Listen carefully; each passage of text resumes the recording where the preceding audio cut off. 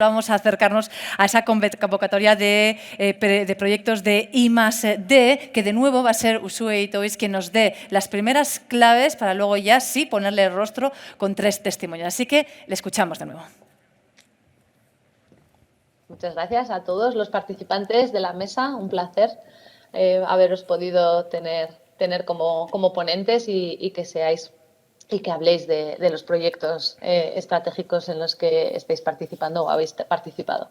En este caso voy a hablar de otra de las convocatorias que tenemos en el Departamento de Desarrollo Económico y Empresarial, que son ayudas y subvenciones para el I+D. En este caso las ayudas son abiertas en cuanto a temática y son ayudas para proyectos de menor envergadura. Si los proyectos estratégicos deben tener un presupuesto mínimo de 1 millón de euros, en el caso de los proyectos estratégicos estos presupuestos pueden ser inferiores. Los proyectos se basan o deben basarse en llegar a un grado, que deben tener cierto grado de novedad, llegar a un alcance tecnológico mínimo, justificar bien ese presupuesto y avanzar, y pueden ser de 3 maneras: individuales, una empresa que quiere desarrollar un proyecto de I+D y lo plantea de forma individual; un proyecto de colaboración entre más de una empresa, en los cuales debe estar repartido tanto el presupuesto como la participación de todas las empresas; y de transferencia de conocimiento, es decir, con un centro tecnológico de investigación que nos provea ese conocimiento y nos lo transfiera a la empresa. Ahora vamos a conocer varios proyectos en la siguiente mesa que versan en torno a esta convocatoria de I+D y que están centrados en la parte de digitalización. Muchas gracias a todos de nuevo y espero que disfrutéis de esta nueva mesa. Un saludo. Muchas gracias, Uxue. Eso es lo que vamos a hacer a continuación. Les invito ya, porque nos ha dejado ya el escenario preparado y listo para escucharle, a Pedro Latasa, a Diego Bujanda y a Michael Luparelli, que nos acompañen, que tomen su asiento para tener ahora ya sí la oportunidad de conocer los diferentes proyectos que ellos representan y que han liderado y que forman parte de esta convocatoria de ayuda. Así que adelante, muy buenas, con ganas de conocer vuestros proyectos. Vamos a empezar por Pedro Latasa ahora, ¿verdad?, de Atecna, y con el proyecto, sí, del sistema de integración documental. Hasta ahí puedo leer, porque tú nos vas a contar en qué consiste. Claro, gracias. ¿Se me oye? Sí. Buenas tardes. Vamos a imaginar en una columna los servicios que ofrecemos en Atecna: gestión documental, plataforma de clientes, plataforma de proveedores, firma digital, firma biométrica, firma remota.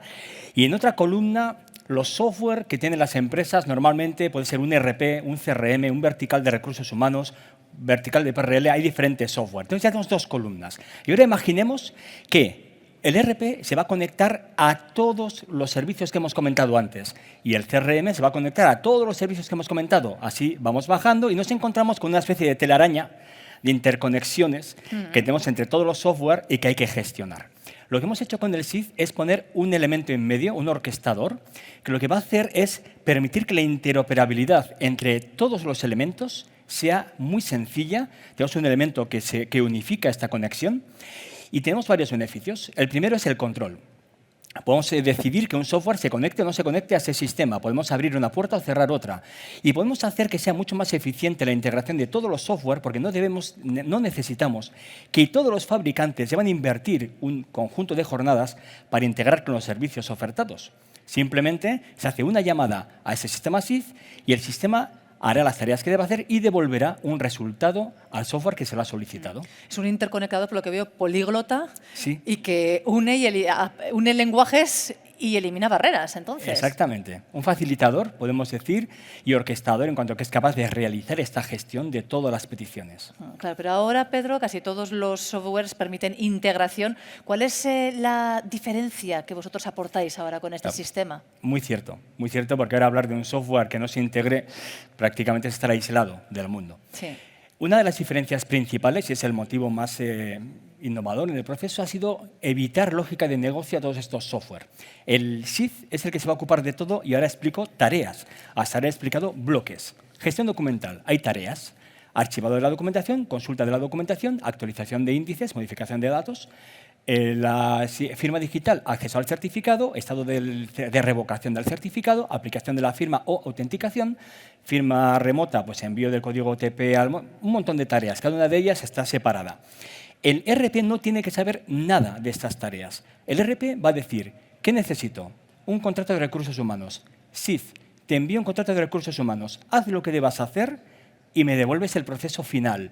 Y el SID se ocupará de que ese contrato de recursos humanos le apliquen la firma digital, porque así está preparado, la firma remota del trabajador, que le llegará al móvil un mensaje indicándole que debe hacer algo, se archivará el documento en el sistema de gestión documental y estará accesible desde este software, desde el ERP o recursos humanos, el software que sea, porque tendrá un enlace disponible que le permite conectarse.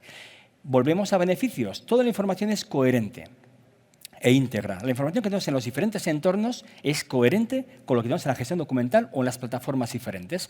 Y volvemos a los beneficios también en cuanto a eficiencia en el desarrollo.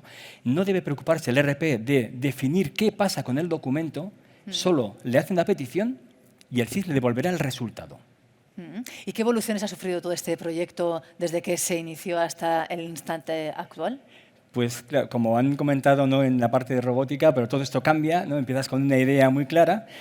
En este aspecto vimos que la interoperabilidad entre ERPs y gestión documental tenía en sí mismo un gran impacto. Así que preparamos un vertical en el que se ponderaba la automatización de esos procesos para que la coherencia de los datos entre el ERP y la gestión documental estuviera siempre preparada, tanto para el envío de los documentos, facturas podrían ser albaranes, pedidos, lo que corresponda, los datos que están integrados, pero si en el ERP se ha pagado una factura, que automáticamente se sepa en la gestión documental que el estado de esta factura es pagada.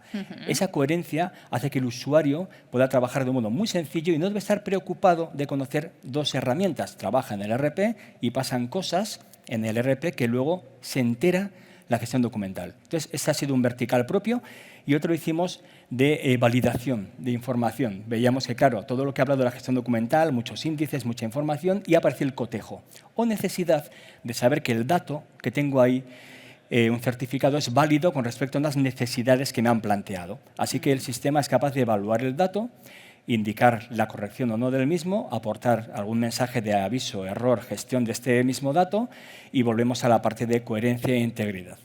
La automatización, coherencia, integridad, interoperabilidad. Y doy por hecho que seguridad total, entonces. Por supuesto.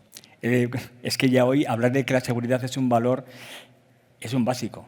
Si no hay seguridad, casi no podemos hablar de todo el resto de elementos. ¿Y los beneficios para la empresa, para la compañía que integra este sistema, cuáles son? Sobre todo, estamos viendo la eficiencia en cuanto a no tener que estar gestionando multitud de software que deban hacer interconexiones. Tenemos una ventanilla única. Tengo un elemento que gestiona las entradas y estos software, con los integradores hemos ido haciendo pruebas, se sienten tremendamente cómodos porque lo que hacen es enviar una petición, reciben un resultado y se despreocupan de toda la lógica que pueda haber por debajo.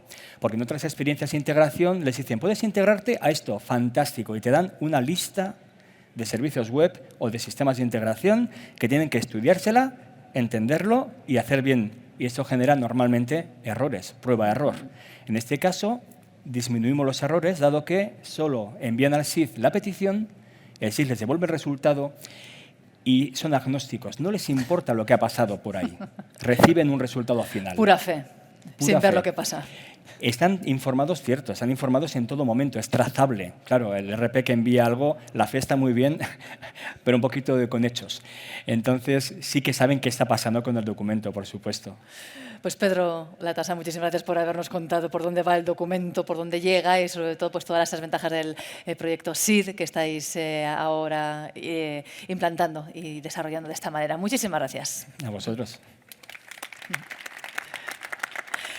Bueno, y ahora cogemos el autobús, ¿os parece? ¿Sí? Lo cogemos, nos vamos con Diego Bujanda de GeoActio, que nos va a hablar de ActioBus 2.0.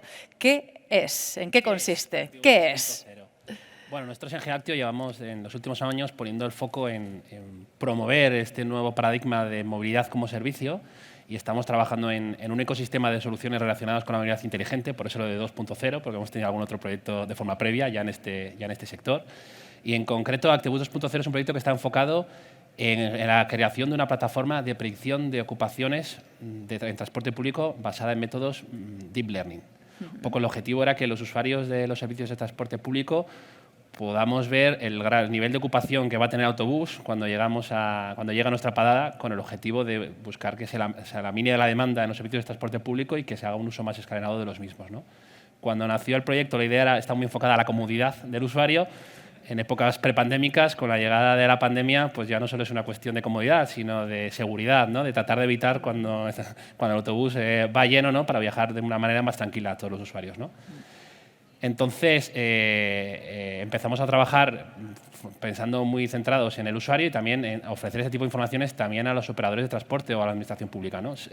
Saber la ocupación que va a tener cada vehículo en cada paso por la parada también puede ayudar a ajustar la oferta con la demanda, claro, para optimizar un poco los costes y que no hayan autobuses vacíos o al revés, ¿no? Tratar de ajustarlo en cada momento con la demanda que se va a ofertar. Y para conocer también un poco mejor la trazabilidad de cómo se mueven los usuarios, pues para pensar en diferentes optimizaciones de la red, ¿no? ¿Y cómo se consigue saber cómo están los autobuses, de llenos o de vacíos? La idea inicial es utilizar algoritmos basados en tecnología, como decía, Deep Learning. Estuvimos probando en el proyecto, parte de lo que estuvimos haciendo fue ver un poco el estado del arte y probar con diferentes tipos de métodos. Finalmente, los Deep Learning fueron los que mejor funcionaron, sobre todo redes neuronales, que es lo que funciona muy bien porque le puedes incorporar diferentes tipos de atributos. Entonces, lo que hace la plataforma es ingerir diferentes tipos de informaciones. Alguna, por ejemplo, importante es las validaciones de los usuarios al subir al autobús. Sabemos cuándo suben los usuarios, cada vez que ticamos con la tarjeta o similar, lo podemos saber. Con otro tipo de informaciones como los servicios planificados y en formato GTFS o similar para saber los horarios y cuándo van a pasar los vehículos. Y entonces la plataforma lo que hace es, se nutre de todo ese tipo de informaciones. Hemos trabajado en algoritmos de tratamiento de estas informaciones, de predicción de bajas y de predicción de cómo es la movilidad de los usuarios. Sobre todo aquí el principal reto ha venido a ser, ya sabemos cuándo suben los usuarios porque nos lo están diciendo las variaciones, pero la cuestión es que el algoritmo pueda predecir cuándo se baja, porque no lo decimos, claro, cuando nos bajamos los usuarios. Entonces ahí tuvimos que hacer diferentes experimentaciones. Nosotros partíamos de una premisa que pensábamos que los usuarios, normalmente cogemos el transporte público de una forma muy regular. Si lo cojo en una parada y me apeo en una parada a la ida y a la vuelta sé que lo cojo en una dirección contraria, pues podemos predecir que igual me he bajado en una parecida al anterior sentido, ¿no? Eran unas hipótesis que pensamos que podían funcionar y en el marco del proyecto hemos visto que funcionaban mejor de lo que pensábamos, ¿no? Entonces hemos visto con MAES, con errores medios muy pequeños, ¿no? Realmente con bastante fiabilidad, un poco como lo hemos conseguido. El objetivo final ha sido poder mostrar esta información a los usuarios en diferentes canales de información, ¿no? Por ejemplo, bueno, ya lo hemos llegado a desplegar en diferentes ciudades, en Zaragoza, en Cataluña o incluso aquí en Pamplona, ¿no? Ahora mismo en Pamplona, por ejemplo, se muestra una aplicación móvil de la Mancomunidad de la Comarca de Pamplona en la que, junto con la información de cuándo va a tardar en llegar los autobuses, pues te muestra ya categorizado la ocupación que va a tener cada vehículo. Perfecto, o sea, si ya lo tenemos accesible, ya podemos comprobar si hay muchas personas o no, más allá de la experiencia del día a día, pero que se puede fallar por cualquier factor. O sea, que Juegos Asuna puede ser un factor que te llene una Villavesa, por ejemplo. Eso es clave, porque otro de los retos era integrar diferentes tipos de variables, que hay un poco, la has tirado bien tirada. Algunas de ellas es, por ejemplo, que el modelo aprende diferentes tipos de días, no nos comportamos igual, si es laborable, si es fin de semana, si es lectivo, si no es lectivo, carnavales, bueno, cambian mucho la casuística. Climatológico, la plataforma se conecta con diferentes plataformas de predicción del tiempo, porque bueno, en Pamplona siempre hace malo, así que es fácil, no, pero imagina en lugares turísticos con líneas urbanas que van a la playa, saber si hace un día soleado o no, cambia totalmente los hábitos de movilidad de los usuarios, o un poco lo que comentabas, diferentes tipos de eventos, ¿no? Saber cuándo hay un concierto, cuándo hay algún evento deportivo, o incluso en este periodo que lo hemos estado utilizando también, saber si hay algún tipo de restricción por tema de la pandemia, ¿no? Saber si hay toque de queda o similar, porque nos hemos comportado todos de manera diferente. Claro. Entonces, parte del reto fue también incorporar a estos métodos de predicción, a este modelado también, diversas variables para que las tenga en cuenta el modelo y que vaya aprendiendo de ellas. ¿La conclusión es que somos muy predecibles? Más de lo que pensábamos. ¿Dónde está nuestra imaginación, la libertad, verdad? Estadísticamente predecibles. No todos los usuarios, pero un porcentaje amplio de los usuarios realizamos normalmente trayectos similares. Si no, no podría funcionar este tipo de modelado. Háblanos de ActioPay. ¿Qué es? Sí, ActioPay, un poco lo que te comentaba, relacionado un poco con lo que comentaba de promover un poco la movilidad como servicio, pues otra plataforma que tenemos también para ayudar un poco a los usuarios a que tengan más simple un poco su experiencia con el transporte público, pues también tenemos otro proyecto que se llama ActioPay, que es una plataforma de ticketing basado en cuenta, etiquetan ABT. esto cambia un poco el concepto, ¿no? Históricamente, al coger los autobuses, siempre el derecho a viajar ha ido en un soporte físico, ¿no? Ya sea el papelito papel que nos daban, el bonobús de cartón, los que ya peinamos canas de ir ticando para que nos fueran bajando los diferentes tipos de viajes, o ahora con las tarjetas sin contacto, el saldo que tenemos dentro de la tarjeta. El ticket y más en cuenta cambia un poco el concepto. La idea es que el derecho a viajar no esté en un soporte físico, no esté en un título, sino que esté en una cuenta, esté en el cloud de los usuarios. Los usuarios nos registramos, estamos arriba y podemos identificarnos con diferentes tipos de tokens. Es decir, lo mismo podemos llevar una tarjeta, el móvil, escanear un QR, que nos escaneen. Con eso lo que se hace es se simplifica mucho la validación, ya no necesitas, al estar, digamos, todo el derecho a viajar no tiene que estar en un soporte físico, no tiene que estar en una validadora compleja, lo puedes hacer de una manera más ligera y se pasa toda la inteligencia de negocio a la nube, ¿no? Entonces, esto te permite diferentes reglas tarifarias disruptivas, ¿no? Pues poder hacer pagos por uso, prepago, pospago, bonos familiares compartidos que un padre tenga colgando a sus hijos y pague el padre, pero puedan pasar los hijos, optimización de consumo, este tipo un poco de casuísticas, ¿no? Fíjate, Diego, que me ha venido a la cabeza, no sé si los conocéis también vosotros, si tenéis algún amigo o vosotros mismos, aquellos de los que cogían el bonobús y ticaban un poquito para ganar un viaje más. ¿Sabéis? Taca, taca, taca. Ahora, todos hemos jugado eso alguna ahora vez. la picaresca ¿por dónde va? ¿Qué? Ahora no te arrancas un viaje gratis ni de coña, iba a decir. Más complicado, más, hombre, siempre está la ley, Siempre, echa la trampa, así que siempre. seguro. También una parte de las ventajas que ocurren ahora es que el hecho de que las tarifarias están en la nube, aparte de tener, obviamente, nos obliga un poco a las empresas que construyen este tipo de soluciones a tener medidas de seguridad, hace que si hay algún tipo de fraude lo puedas cambiar en la nube. Por ejemplo, cuando van las tarjetas monedero actuales, yo conozco casos en otros servicios que ha habido mafias que las han llegado a hackear. Entonces, ¿qué haces? Tienes ya un montón, miles de tarjetas en la calle, es complicado poder hacer algún cambio. Cuando tienes las reglas de negocio en la nube, puedes realizar cambios, que los algoritmos antifraude sean diferentes y puedes hacer digamos, un punto de aparte sin tener que cambiar todo el parque de tarjetas, ¿no? No sé si se puede impedir completamente el fraude, que seguro que no, pero por lo menos puedes tener más flexibilidad para poder realizar un poco cambios, ¿no? El ingenio de los malos es equiparable al de los buenos, por eso hay que estar ahí en esa lucha constante. Muchísimas gracias, Nada. Diego, por todo lo que nos has contado. A vosotros. Un aplauso, por favor. Y ahora sí, Mike Luparelli, desde Veridas. Sí. Te miro a la cara porque creo que va a ser importante, ¿no?, para todo lo que nos vas a contar. Sí. De hecho, gracias, Diego, porque al final me has dado pie, ¿no?, a lo que vamos a contar nosotros, que es el detección de fraude, ¿no? De todas formas, antes que nada, para poneros un poco en contexto, los que no sabéis, lo que hacemos es verificación digital de la identidad, ¿no? Por ello, nuestro punto de entrada pues, es un móvil, que viene a ser el sensor. Ahí nosotros nos presentamos con nuestras caras, nuestra voz y nuestro DNI. El sensor coge el input, lo procesa por un algoritmo que hace comparación biométrica para ver si realmente quien se está presentando es quien dice ser. Y ahí se cierra el ciclo de la validación, ¿no? Ya está ahí, todo fenomenal. Es relativamente sencillo, digo, ¿no? Pero claro, eso es en una situación en la que estamos trabajando con gente que realmente es quien dice ser y que está haciendo las cosas como tienen que ser, pero no. Es decir, hay fraude.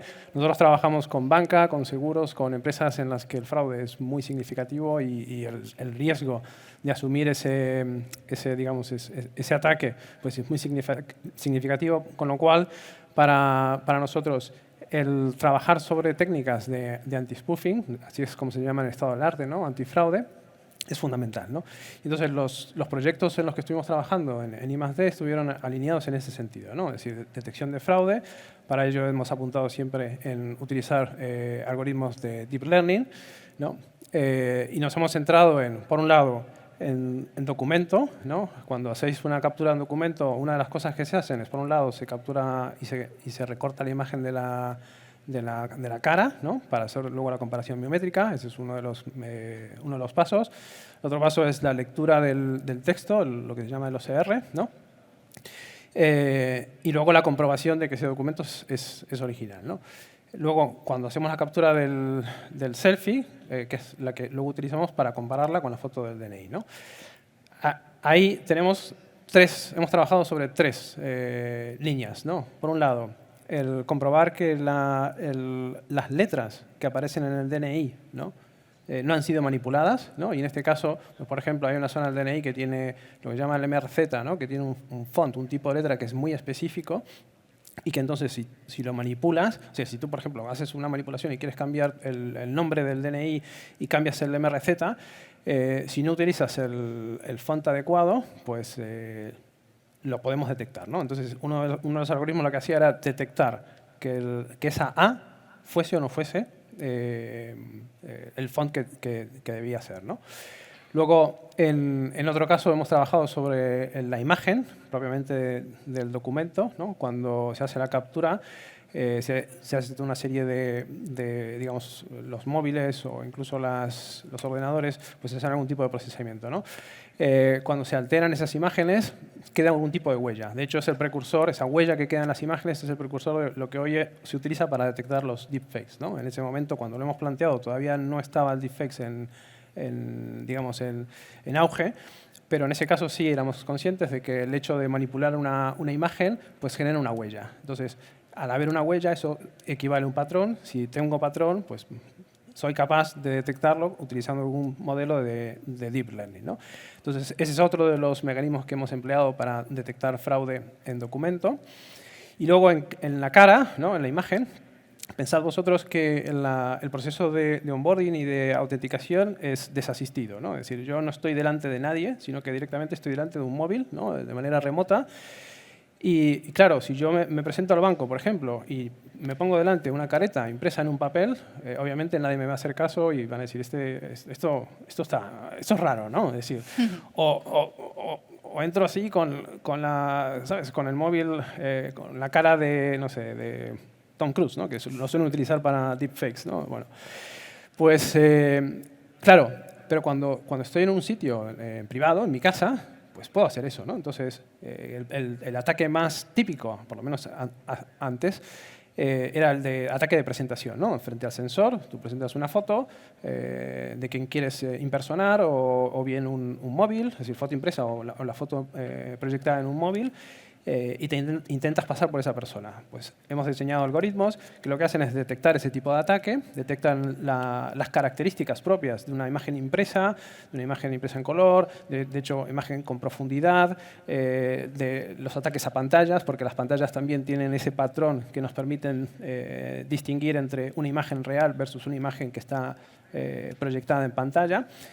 Y eso nos permite pues, potenciar esta técnica de detección de fraude, el anti-spoofing, que es lo que nos piden nuestros clientes, que pues, necesitan tener la seguridad de que quien está detrás, quien se está identificando, es realmente quien dice ser. Y en ello hemos trabajado. Ahora bien, estos proyectos, ¿qué es lo que nos han permitido hacer? Porque, bueno, hasta aquí hemos llegado, ¿no? Pero esto nos ha abierto caminos, ¿no? La continuidad de los proyectos de I+D, que supongo que a vosotros también os habrá pasado, ¿no? Que al final este proyecto lo que hace es, bueno, y ahora el paso siguiente es este, ¿no? Y uno de los pasos fundamentales, ¿no? En los que estamos trabajando a raíz de todos estos proyectos que nos han venido muy bien a la hora de desarrollar y sobre todo trabajar con datos sintéticos, ¿no? Porque, me he olvidado, uno de los proyectos lo que intentábamos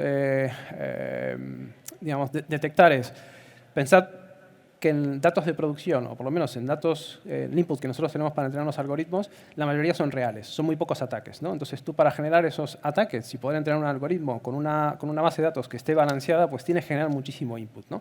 Si no tienes acceso a ese input, tienes una base de datos, un dataset por defecto que está desbalanceado, entonces necesitas, pues eso, balancearlo, ¿no? Si no puedes hacer eso, pues una de las técnicas para trabajar en estos casos con una única categoría es tratar de definir sobre esa única categoría ese patrón que le caracteriza como una imagen, en este caso, real, ¿no? Entonces, ese fue uno de los proyectos también en los que trabajamos y eso nos ha abierto la puerta, como decía, al trabajo con el dato sintético, ¿no? Hoy por hoy, una de las grandes líneas sobre las que estamos trabajando muy fuerte y todavía tenemos un gap muy alto por recorrer, es en dato sintético, que está derivado, por un lado, en lo que es la detección de deepfakes, que hoy por hoy es nuestro pan de cada día. Si bien nosotros, pensad que cuando estamos haciendo la captura con un dispositivo, ¿sí? Con el sensor, si yo intento presentar un ataque de deepfakes, que es presento un vídeo, ¿sí? El algoritmo lo que me está detectando es, ojo, esto es un ataque de presentación a pantalla, ¿no? Independientemente de que sea deepfakes o no, ¿no? Pero claro, ¿qué nos piden los bancos, nuestros clientes? Es, ojo, me tienes que asegurar que si alguien consigue pasar el sensor, es decir, inyecta el vídeo directamente contra los algoritmos, seas capaz de detectar ese ataque, ¿no? Entonces, por ese motivo estamos trabajando en deepfakes, en detección de deepfakes y de morphing, y para construir ese input necesario para detectar esos ataques deepfakes, pues tenemos que trabajar con input sintético, ¿no? Y lo curioso de todo este ámbito de input sintético generado por las famosas GANs, y no sé si lo habéis oído hablar alguna vez, es que por un lado nos sirve para generar nuestro input de entrenamiento, pero a su vez nosotros estamos desarrollando algoritmos que son capaces de detectar el patrón, ese artefacto que dejan esas redes neuronales, ¿no? Cuando generan esa imagen. Si vosotros veis una imagen, por ejemplo, generada con una GAN, que parece perfecta, parece real, no obstante, desde el punto de vista del ordenador, cuando hace el análisis de esa imagen, detecta un patrón que no es visual, no es visible a los ojos, pero sí es detectable por esos algoritmos, ¿no? Y en ese sentido, para cerrar un poco, no sé cómo voy de tiempo, pero soy argentino, es lo que tiene, no sé, hablo mucho. Entonces decía, no, en ese sentido, en cuanto a datos sintéticos, estamos trabajando, como decía, en una línea muy importante y tenemos identificados pues, tres focos de ataques, ¿no? Hoy por hoy. El foco número uno es, porque tenéis que tener presente también que cuando trabajamos con identidades, ¿sí? Con imágenes de caras, claro, es que tenemos GDPR por detrás. Estamos en Europa y nosotros cumplimos con todas las legislaciones, ¿no? Y aunque hay bases de datos que son públicas y están disponibles para ese tipo de entrenamiento, lo cierto es que llega un momento en el que es tal la cantidad de trabajo que hemos hecho sobre esas bases de datos que ya queda muy poco, ¿cómo decirlo?, información que extraer de ese input, ¿no? Y ahí nos encontramos con el problema que tenéis la mayoría de todos vosotros, es cómo hago para tener más input, ¿no? Y generar más input. Y ahí entran todas las técnicas de generación de input sintético, ¿no? Y entonces las tres líneas de trabajo que estamos explotando son, por un lado, sabemos que el input sintético generado, caras generadas con otros algoritmos, nos ayudan a detectar objetos y detectar la cara y los landmarks. Para eso funciona muy bien. Para lo que es la comparación biométrica también, porque al final una cara generada sintéticamente extrae las mismas características o muy parecidas a las que obtenemos en una cara real. Hoy por hoy el gap fundamental y donde tenemos que trabajar y donde estos proyectos nos están digamos, impulsando en esa línea es en tratar de conseguir generar de manera sintética pues este tipo de ataques que os estaba comentando. Deepfakes y morphing sabemos que podemos hacerlo. De hecho, se utilizan esos algoritmos. Pero la cuestión es, ¿seremos capaces de generar ese tipo de input, ¿no?, de ataque con un algoritmo de manera sintética? Y ya cierro, ya termino. Sí. Y la cuestión es, si a cualquiera de nosotros aquí, 10 años atrás, nos hubiesen dicho que iba a haber un algoritmo que sería capaz de generar una imagen de la que no eres capaz, a simple vista, de distinguir si es real o ficticia, pues probablemente no lo creíamos, ¿no? Pues nosotros el objetivo que tenemos ahora es crear, por ejemplo, de manera sintética, una imagen que sea muy similar a una imagen real capturada de una foto impresa, por ejemplo, o de una foto de un ataque a pantalla, ¿no? Claro. Mike, solamente una pregunta. Sí, Quiero perdón, que me respondas sí. casi con una palabra, ¿eh? Sí. ¿Vais por delante de los malhechores o por detrás? Indeterminado. O sea, por detrás. Indeterminado. Es decir, en muchas cosas sí, pero generalmente, y esto es por definición, yo antes trabajaba en temas relacionados con seguridad y tal, por lo general siempre vemos un pelín por detrás, ¿no? ¿Es cierto que Porque contratáis hackers, así los de tu gremio, para...? No puedo contestar a esa pregunta. No, me has puesto en un aprieto, ¿no? Pero en general, en seguridad, lo normal es que siempre vayamos un paso por detrás, porque al final, pensad que quienes estamos trabajando para proteger los sistemas somos 10. Quienes están intentando soslayar el sistema son millones, ¿no? Entonces, claro, la capacidad de inventiva, lo que es la inteligencia colectiva, esa capacidad de inventiva que tiene el crowdsourcing, ¿no?, de toda esta gente, es muchísimo mayor que la capacidad de previsión que podamos tener las 10 o las personas que estemos trabajando de manera preventiva en temas de seguridad, ¿no? Pues ánimo a David frente a Goliat. Sí, sí, totalmente. Ahí estamos, ¿eh? Ahí estamos. Bueno, pues muchísimas gracias de veras por habernos traído este ejemplo del reto Iris y de todo lo que ha sido. 3 ejemplos muy distintos. Por cierto, vuestro paso por la convocatoria creo que ha sido positiva por todo lo que nos habéis contado. Desde ¿Verdad? luego. Sí, Os desde lleváis luego. mucho. Sí. Genial. Pues nada, muchísimas gracias por habernoslo contado. Un aplauso para ellos, por favor. Vale.